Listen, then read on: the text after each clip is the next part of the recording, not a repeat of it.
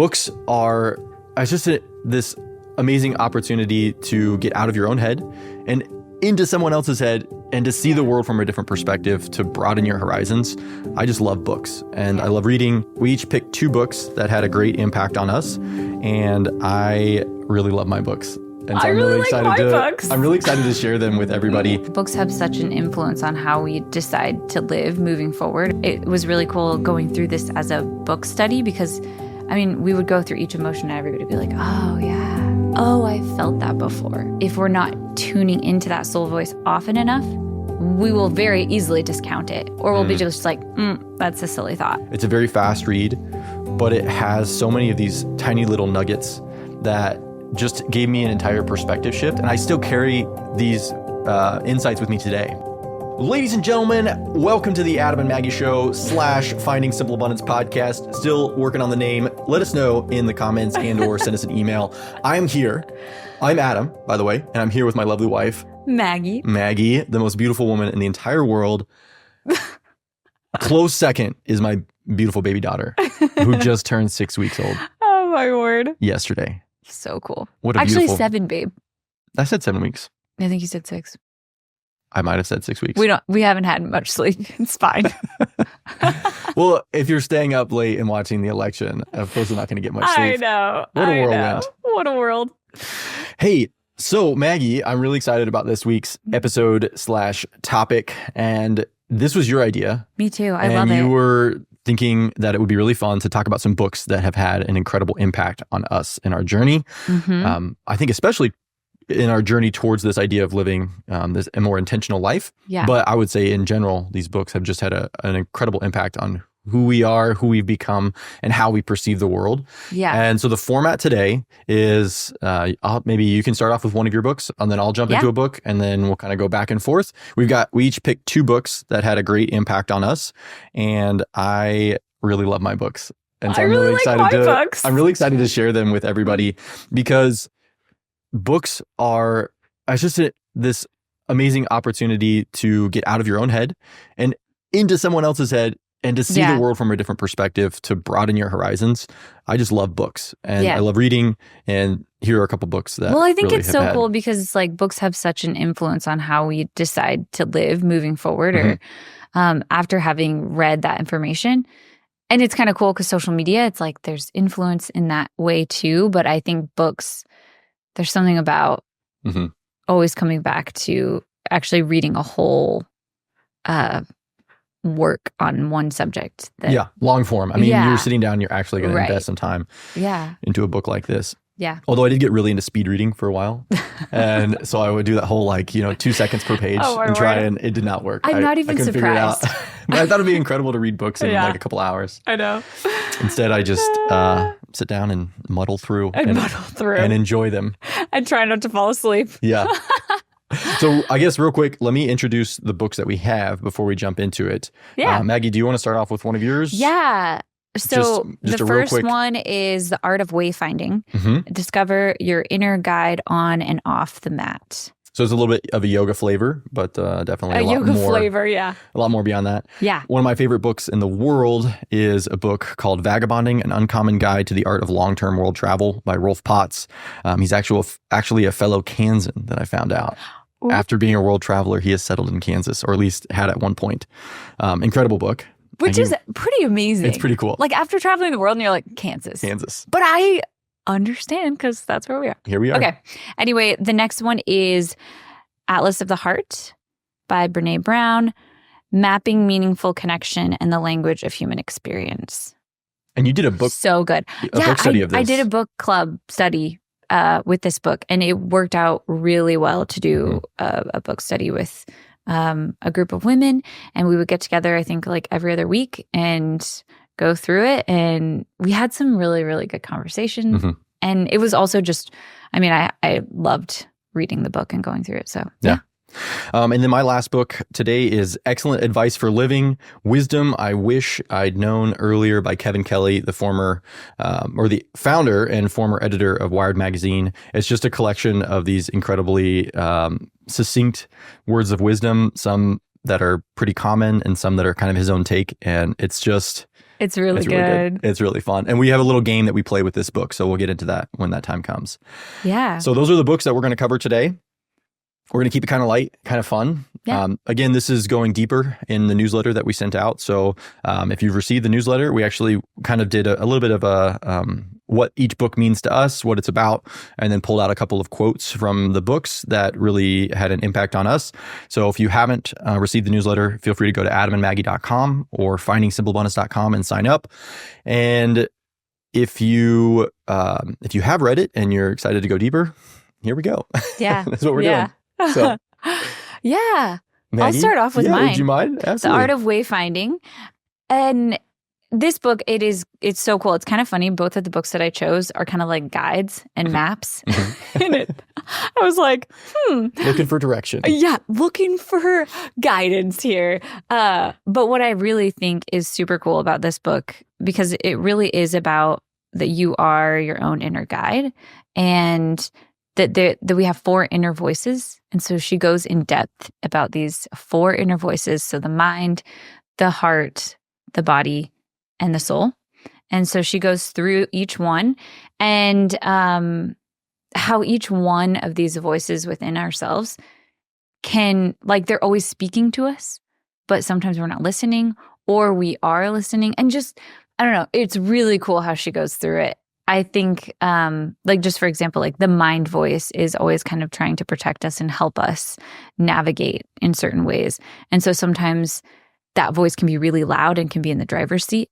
And so it's learning how to, like, listen to that voice and maybe put it, listen and understand it, and then maybe like so that you can put your heart voice more forward, or your soul voice more forward, or listening to your body, like that voice, like, what is my body trying to say to me? Am I just shutting it down and keeping it at bay, so that I don't have to hear what it's trying to tell me? So that was really, I don't know, it's just really fascinating to me. And this book has actually influenced a lot of the way that I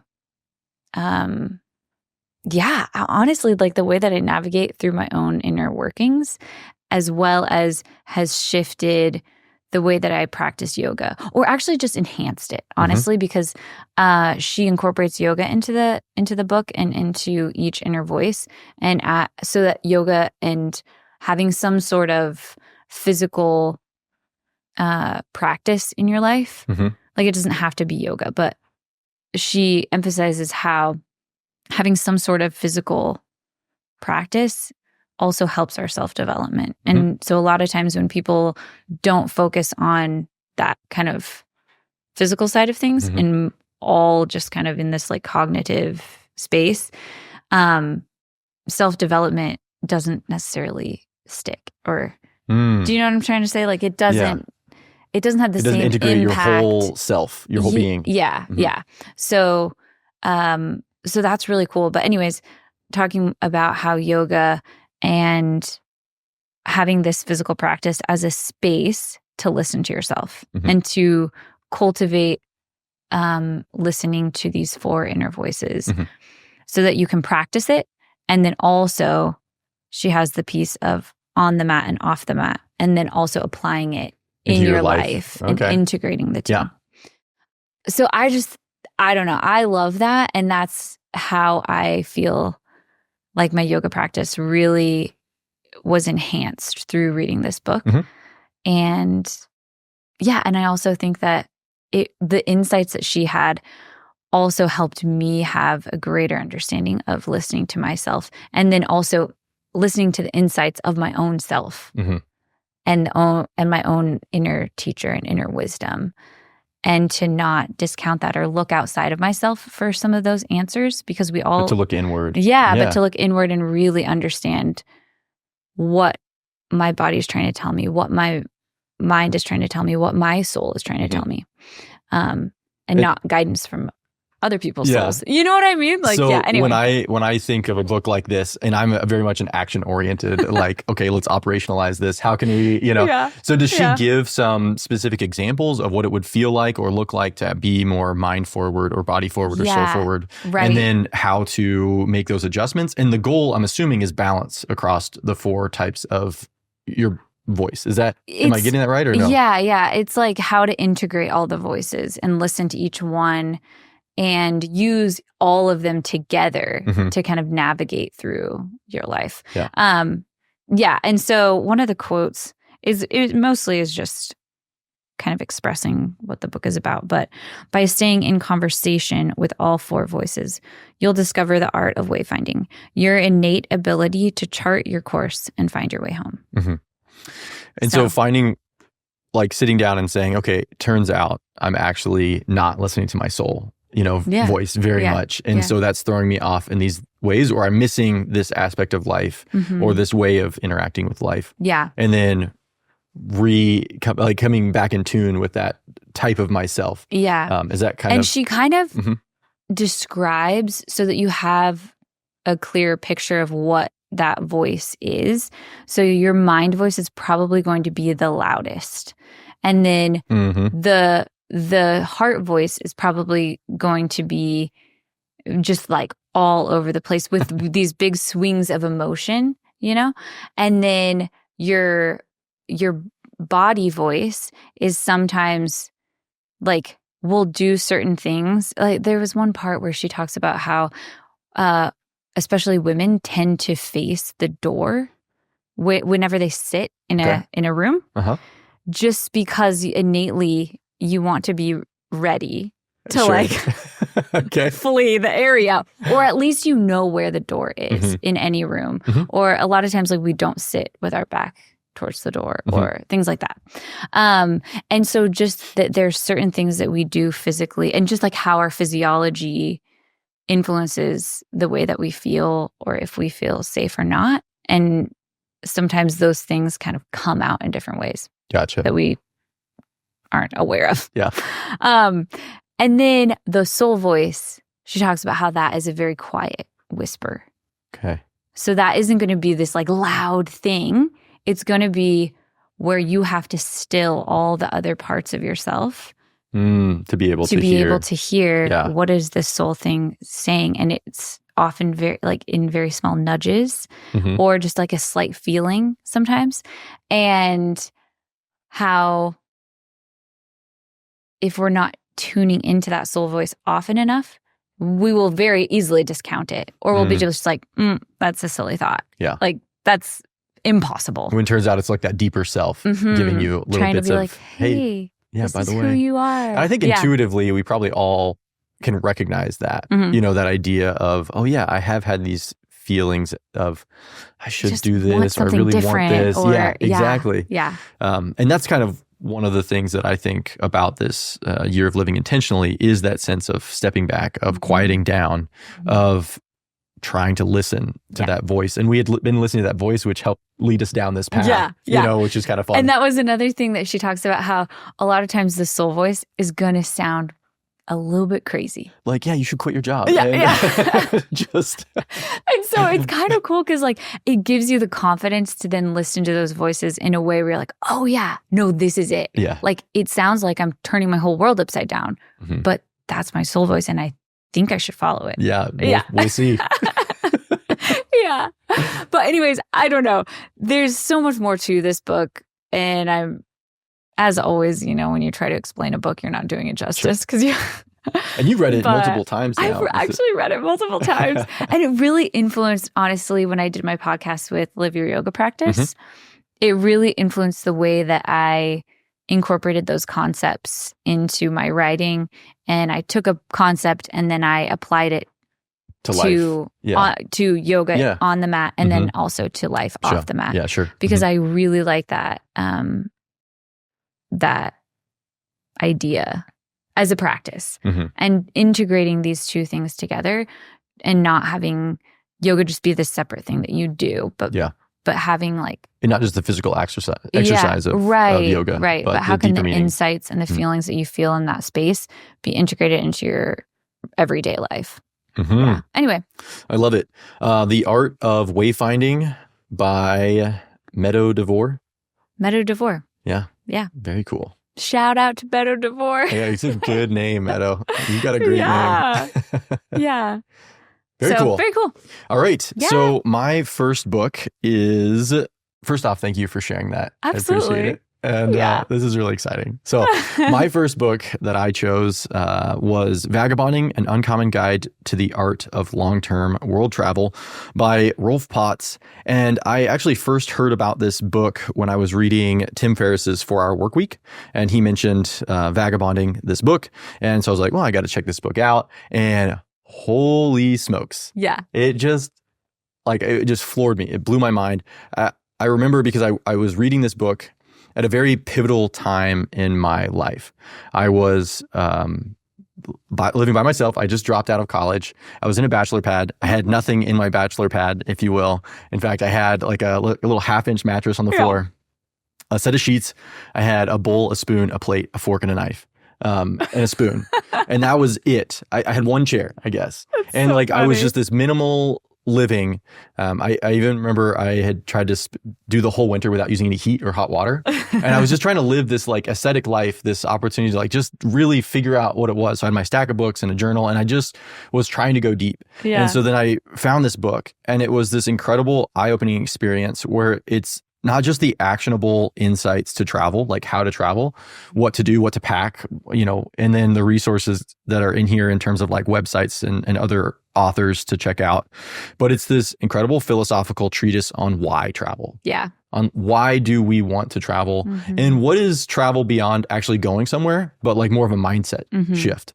And it goes into just this, I don't know, it's a deep book. It's a very fast read, but it has so many of these tiny little nuggets that just gave me an entire perspective shift. And I still carry these insights with me today. Yeah. This idea of simplicity, this idea of finding the essence of what it is that you're after, and then recognizing that you can do incredible things if you're willing to, I would say, sacrifice some of the luxuries of life, but in a sense, you're not sacrificing anything. In fact, you're gaining more because you're living a different way. Yeah. And so the one quote that, or one of the quotes that really stood out to me is, vagabonding is about using the prosperity and possibility of the information age to increase your personal options instead of your personal possessions. Yeah. And it was just this idea of, I want to live a life that is free. And that's where building a life of freedom, one of our core tenets for this year, is a big part of that, because it's free from things, but then it's also free to experience things. Yeah. Yeah. And I remember, so I think it was when you had, like, you were inspired to go to Vietnam because of this book. Yes. And I think it was when you had come back and you had told me about it. Yeah. We were in college at this point. And I ended up reading that book too. Yeah. And I was like blown away. I was like, it very much resonated with me too. Yeah. And because I think it really is the essence, and let me know if I'm wrong, but I think that the essence of this book really is about life is experience. You know? Our child is waking up from a nap, so we might have to take a quick pause to make sure that she is good to go. Yeah. We'll see. But yeah. We're going to carry on. Yeah, carry on. Yes, absolutely. It is this essence of a life. Life is meant to be lived. Yeah. Right? It's the experiences that we have Yep. that allow us to live a more full life. Yeah. It's not the things that we own, but the experiences that we can have. And, there's some consumption that is obviously necessary for life, and some consumption that allows you to, enjoy life in a really fun and unique way. Yeah. But recognizing that the things that you own end up owning you. That's the, what is the Fight Club quote? And really that is so true. And so I was at a good state in my life where I was very unencumbered. I was very free. Like I said, I had almost nothing. Yeah. So I read this book and I was like, I want to go to someplace incredibly foreign and just have an experience. So I bought a plane ticket to Vietnam with the only goal being to eat a bowl of pho, which is this noodle soup. It's delicious. And I was like, I'm going to go to Vietnam and eat pho. Just experience life. And then you get there, I just had a backpack and I was like, here we go. And like you just, each day you have complete freedom to decide where to go, how to live, what experiences you want to have, what adventures you want to go on. And plenty of mishaps along the way that actually elevated the whole experience, because now you're problem solving. And so travel is such an important part of my origin story, like who I am now. Yeah. Because as soon as I got back from Vietnam, I was like, I can't not do this more. Mm-hmm. So I basically just packed up my Dodge Stratus and lived out of my car for another 3-4 months, just traveling around the country. Yeah. And I would like pull the seat down in the back and slide my feet in the trunk and just sleep in my car. And I just, every day, you know, you have this freedom to kind of go where you want and do what you want. And you can live incredibly cheaply. Yeah. You also aren't spending a lot of money, but it means you're not like, you know, acquiring a lot. But yeah, it was just really fun to have that experience. Yeah. I think there's a mindset that you have when you travel that you're just open. Like you're open to more experiences. You're open to, oh, sure, why not? Like being, I don't know, maybe a little bit more spontaneous, or you're just willing, you're excited and you have this like investigative mindset, and you're curious and you're just kind of wanting to figure out this culture. And I think that you're living every day for the day. Yeah. And you're present. Honestly, I think that's, I feel like when we've traveled together, it's like you're just more present in where you are. And that was one thing that he touches on in this book too, is that isn't just something that you have to go to another country to embody those characteristics. It's like we can do that even at home. Yeah, travel like, your curious. hometown. Yeah, exactly. What are all of the quirky places or, you know, haunts in your own town that you've never actually gone to, you've never taken the time to go to? Yeah. Like, go visit them. Like when someone comes to your town or your city, what are the things that they want to do that you're known for? Like go do those things and experience them. And don't just experience them with the jaded sense of like, well, this is what I've grown up with, but go experience them with this eyes of like, it's incredible that we have this thing here. Like I think about the Cosmosphere. We have this incredible space museum in our own hometown of Hutchinson. Yeah. And it's so easy to be like, well, I just grew up with this thing. Yeah. But you go to it and it's incredible and it's so much fun. And to be there and then to be present, to don't be, just because you're at home, don't be thinking about, you know, family or friends or community that you're tied to. Don't think about the work things that you have to do when you get home. Just be there, be present. Yeah. And so it's a mindset more than anything. So Vagabonding, an uncommon guide to the art of long-term world travel. Rolph Potts, you're the man. Thank you for writing this book. For writing this book, it's for amazing. Changing the way that I see the world. Yeah. And so if you're ever interested in travel, or if you want to really want to travel, this will make you want to travel. And like I said, it is an incredible mix of like a philosophical treatise on why we travel, but also like actionable like tips, resources, step-by-steps, you know, what to pack, what not to pack. And highly recommend. Yeah, he really makes the point that if you even have like a little bit of something in you that you want to travel, there are no excuses. Like he holds that kind of like and gives you actionable tips and creative ways to make that a reality so that you're not just waiting for the right perfect time or you're, you know. Actually, I have one more quote I do want to share. This amount of money because that makes me think about it. Yeah. In fact, the quote is, don't wait around. Don't get old and make excuses. Save a couple $1,000s, sell your car, get a world atlas, start looking at every page and tell yourself that you can go there. You can live there. Are there sacrifices to be made? Of course. Is it worth it? Absolutely. That's cool. Yeah. So that is, yeah. That's where it was. I love that. That was a big part of my formative years. And something, like I said, I try and embody now. Part of what we want to do with this sense of freedom is, and kind of wrapping purpose into that as well. Our building a life of freedom and purpose is to find ways that we can experience travel with our kids. It's definitely harder. I get it. Yeah. You know, and we have more, you know, things that we have to take care of, more responsibilities, if you will. Right. But again, it's also a mindset. Yeah. Like, it's all possible. It's all possible. You just have to, you know, be creative. And that's what I want to do. So yeah. I love it. Yes. Cool. Very good. Okay, Maggie. Okay. Give us your number 2. My number 2 is Alice of the Heart by Brene Brown. And we might have to dive into that in a minute. Yeah. Okay. We're going to take a quick break. We'll take a break. Hear a word from our sponsors. And we're back. We're back. The baby is down and we are back into it. Maggie, I think you were about to jump into Atlas of the Heart. I don't actually know how far into it you got. Yeah. So maybe just start from the top. I'll start from the top. Brene Brown's Atlas of the Heart. Atlas of the Heart. Mapping meaningful connection and the language of human experience. Mm-hmm. So if you haven't heard of Brene Brown, that's just silly.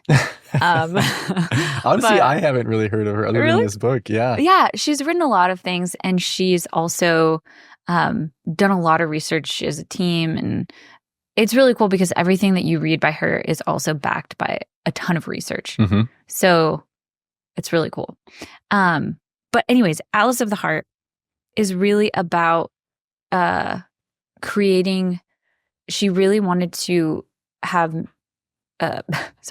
she wanted to put words, which I obviously can't find right now, to put words to emotion. Mm-hmm. And so that we can have meaningful conversations around our emotions. And actually, it's kind of cool because from this first book and then moving into this book, this is really delving into that like heart voice. Mm-hmm. So it's kind of cool. So it's all about emotions and putting names to emotions. Yeah. And so that you can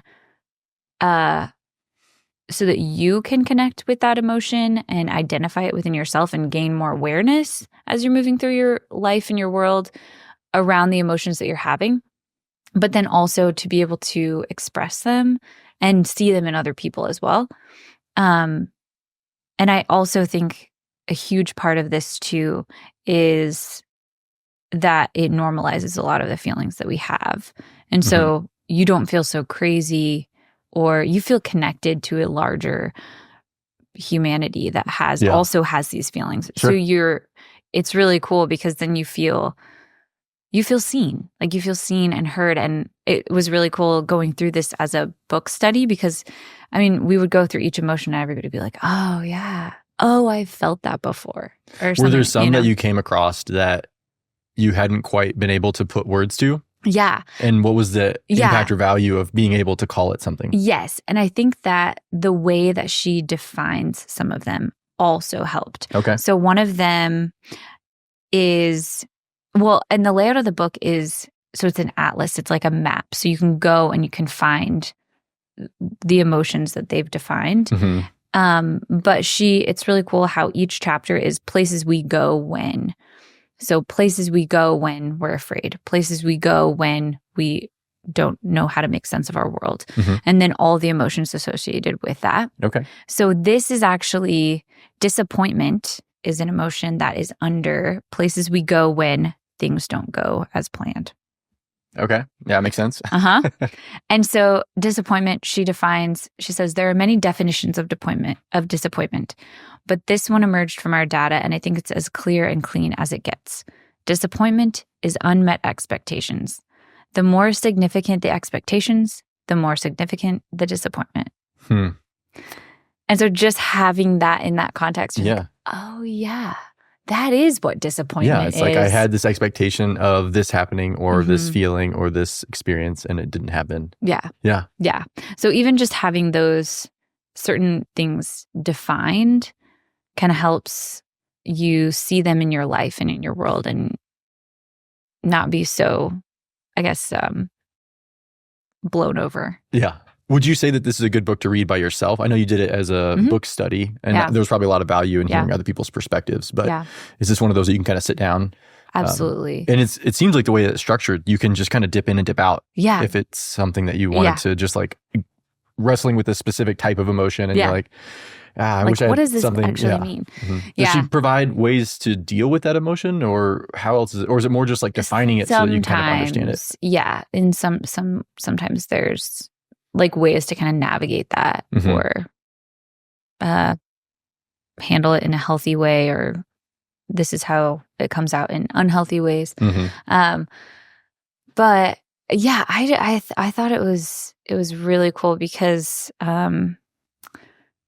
one of her goals with this book is that as humans we really crave connection. Okay. And so that is also something that's really been important in her research, and as she's written a lot of other books, that she's finding connection and making meaning and finding meaning in our life is really important to us. Mm-hmm. And when we don't have connection in life, we feel just crazy. Connection within ourselves, with other people, right? With just both like, within general. ourselves and with other people. And so then she was realizing that when we don't have the words to express that, then we feel even more disconnected. Mm-hmm. And so having words to express how we feel or definitions can help us feel more connected. Mm-hmm. And so that was also. And I think she has resources to go through with a book study group. So I think that was another really beautiful thing about doing it with other people, was because you truly did feel that as well as you went through it. Yeah. You felt the connections that you made through talking with other about people emotions. About that. Yeah. So there's something that came to mind, and I don't know if this is applicable, so you have to tell me.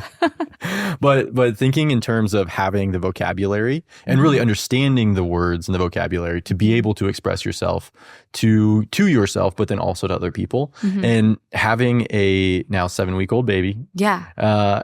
I think about when she is upset, when she is frustrated or hungry or who knows what, which is the point, she doesn't have the vocabulary to express that. Right. And so she just ends up wailing, like railing against the environment, like, you know?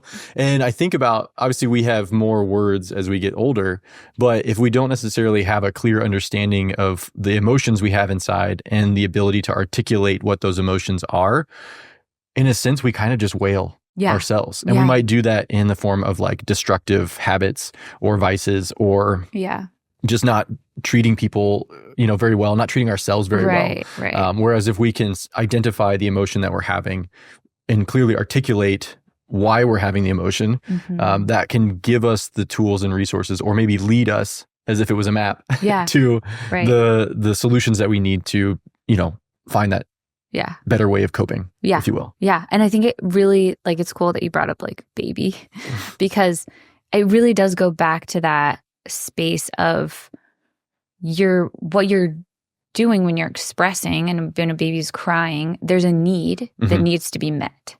And that's really all it is. It's just, there's a need inside, or with their bodies or something, there's a need that needs to be met.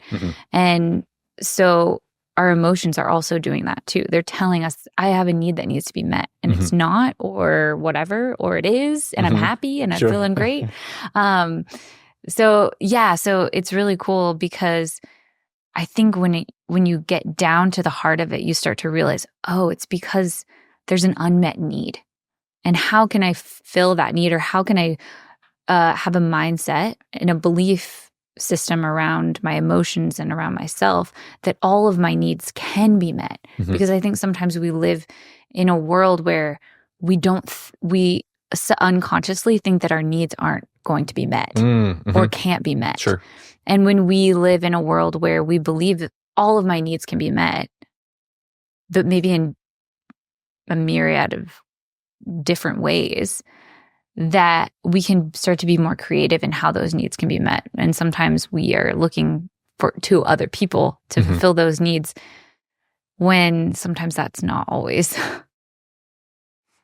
possible. Like we could look inward, like in your other book there, about, hey, no, we can find these answers within ourselves. Right. And looking to other people to solve our problems for us is not the best way. Right. I think you and I, in our relationship, have really come to terms with that. Yeah. That like, I need to take responsibility for myself. Yeah. And you need to let me take responsibility for myself, and then vice versa.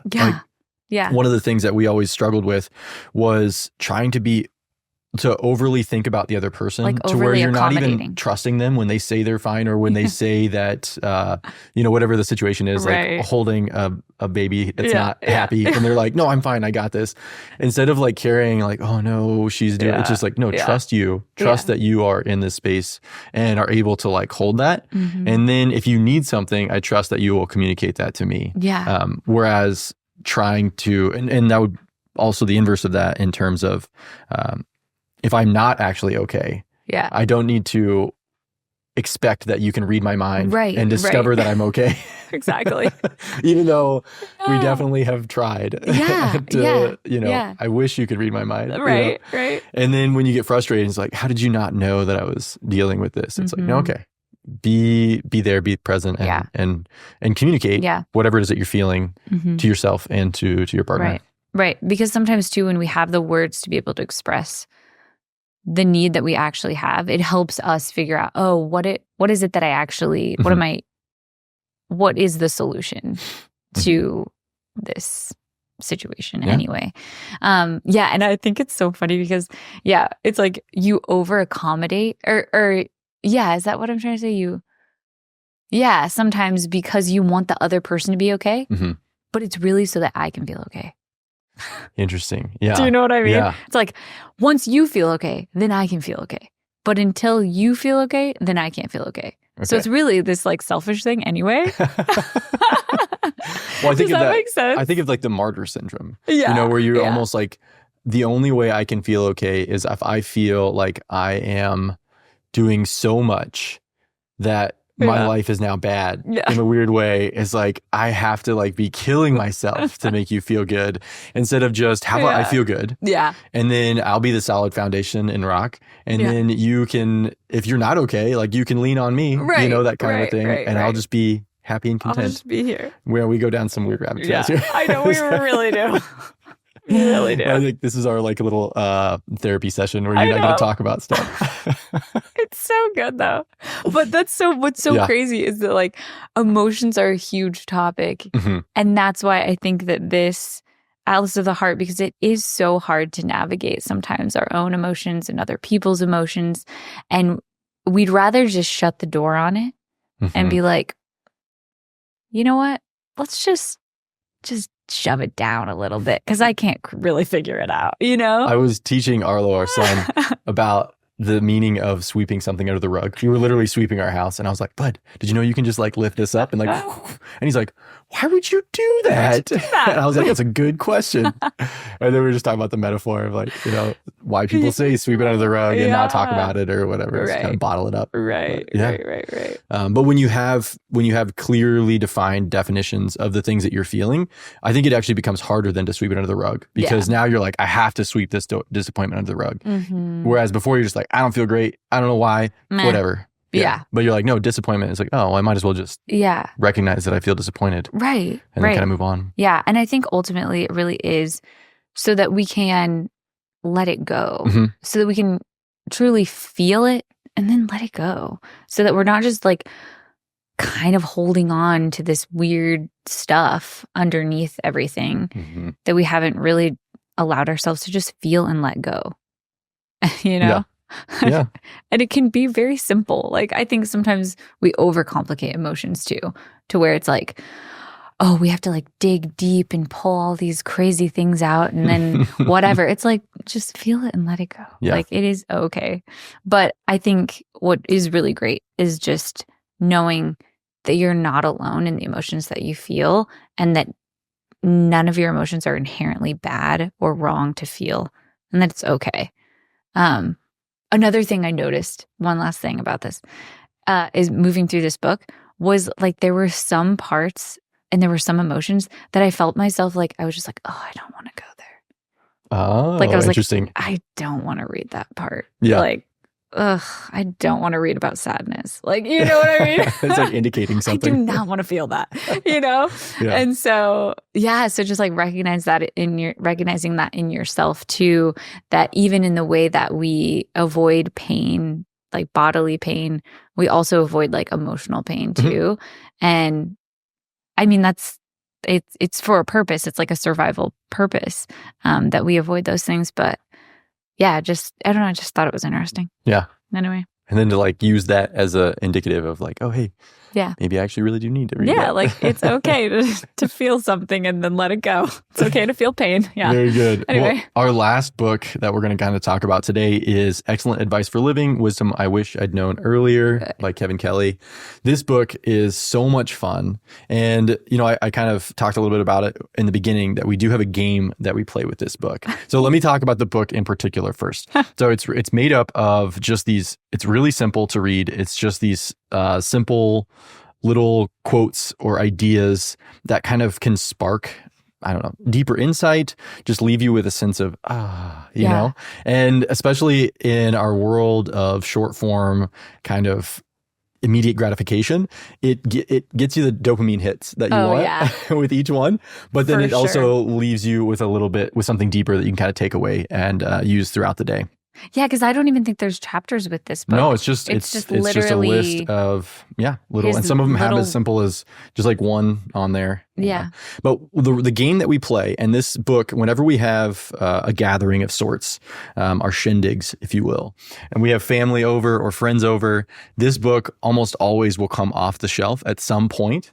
And basically we just sit around and people just randomly will pick one that kind of speaks to them. They'll read it out loud, and then we'll just talk about it. Yeah. And it just has led to some really incredible conversations, especially the gatherings that we've had that are intergenerational. And so like we'll have our son, and his cousins in there. We'll have grandparents, we'll have us, we'll have great grandparents, and to hear everyone's different take on what is essentially just a simple like a little phrase quote. or quote. Yeah. It has led to some really good conversations. So as a coffee table book, or as a book that I just like to pull out, it's a great bathroom book, if you want to just or like even as like journal prompts. Yeah, sure. Things like that. Mm-hmm. And so some of them, I'm going to read a couple, just like we'll go rapid fire, just because to give you a general idea. So some of them are like very real world. Some of them are a little bit more esoteric, if you will. So with sharp things, always cut away from yourself. Makes sense, Yep. But then you have things like when you're young, you have friends who are older. When you're when you're young, have friends who are older. When you're old, have friends who are younger. And it's a good reminder to have different different perspectives in your life. And why that's important, you know? Yes. That's cool. This is a good one for folks who are into business or thinking about starting a business. Ask funders for money and they'll give you advice. Ask for advice and they'll give you money. Oh, that's cool. Because if you just ask people for money, it's like, hey, I'm starting a business. Can you give me some money? Yeah. You're going to be like, well, how about I give you, like, here's what you really should do. If you're just like, hey, you're really good at this. You have this skill. I'm thinking about this. Like, what is some advice and tips and ideas? And then they're like, oh man, you're doing this the right way. You're really starting to learn. You know what? Yeah. I think you might need a little bit of a helping hand to get this going. True. So whether you're doing some rounds of funding or just in general, it's a good one. Yeah. So one of my favorite quotes that we have here is, to build strong children, reinforce their sense of belonging to family by articulating exactly what is distinctive about your family. They should be able to say with pride, our family does X. That's so cool. And I just love that concept of being able to give children a sense of belonging, a sense of a solid foundation, that they come from the family, the type of family that does X. And Arlo and I, we actually have this fun routine where when we go on our run, it's about a 2-mile run. So we'll run about a mile out, and then there's this dead end sign. And when we get to the sign, we have to slap the sign. And then we go, because we don't, and we just like make fun of the sign, because we say in our family, we don't believe in dead ends, right? We believe in, everything is an opportunity to adjust, to change, to grow, to build, and to become better people.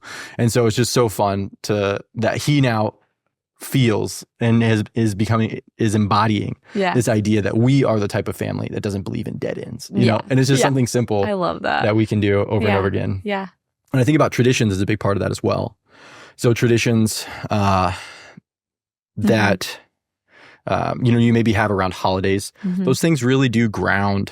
And for us as well, not just for the children, but they do ground us in a sense of belonging, in a sense of like, this is the type of people who we are. Yeah. And so telling stories of your past, of your ancestry's past, like giving them that sense of we are this type of family, I think is so cool. I think that also goes along with, like, as a family, we chose 3 family values.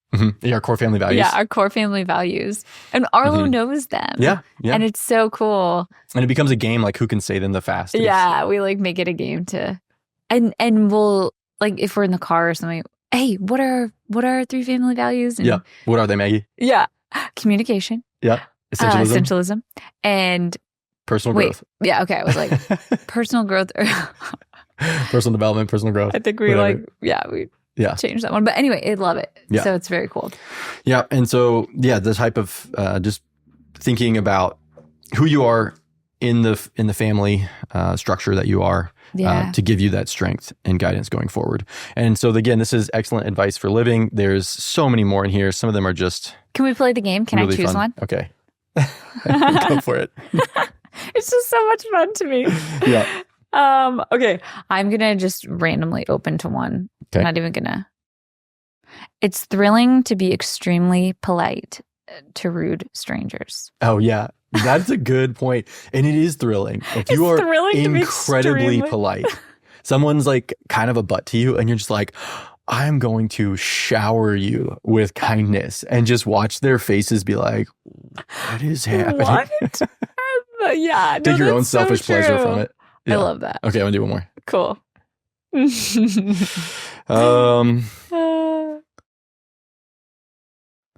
When you can't decide, ask yourself which choice will pay off more later than now. The easy choice pays off right away. The best choice will pay off in the end. Oh, that's just a good reminder. Really that's a great little litmus test, though. Yeah. Or heuristic to make a decision would be which of these has the longest term payoff? Because typically that will be the better choice. It'll be the better choice. Mm-hmm. And really playing those things out. So it's like if the choice is like it'll be better in the short term kind of thing. The easy choices typically are better in the short term. In the short term, or easier. You get the gratification quicker. But long term, delayed gratification essentially is the idea. Yeah. Okay, do one more. Okay. It's too fun. I know. That's really cool. If you have any doubt at all about being able to carry a load in one trip, do yourself a huge favor and make 2 trips. This is my favorite. I love that one. I use it all the time. And every time, okay, I'm like one of those weird people that when I'm taking groceries in from the car, I'm like, let me see how many I can get in there. Get the satisfaction from getting it on there. And then every time I'm like, why did I do that? Especially when something's breaking or you can't get the door open. Right. Yeah. Oh, it's so funny. There you go. There you go. All right. Excellent advice for living. That is excellent. You know what? This is probably wisdom that I wish I'd known earlier. That's great. Okay. So recap. My hilarious. 2 were Vagabonding and Excellent Advice for Living. Go to adamandmaggie.com and you can see our post about it, our newsletter, so you can see them. Yep. Maggie, yours are? Mine was The Art of Wayfinding, Discover Your Inner Guide on and Off the Mat, and then Brene Brown's Atlas of the Heart, Mapping Meaningful Connection and the Language of Human Experience. Very cool. Okay, well, thank you guys so much for sitting down with us today. Maggie, thank you for sitting down with me today. Thank you. I love these conversations. And thank our daughter for falling asleep again. Yes, she did. That was unexpected. We hit 2 windows, kind of bridged 1 window. It's okay. We're amazing. Yeah. We're amazing. we're good at dropping everything and getting in these chairs, basically. Okay. Well, until next week. Yeah. We'll see you. Bye. Bye.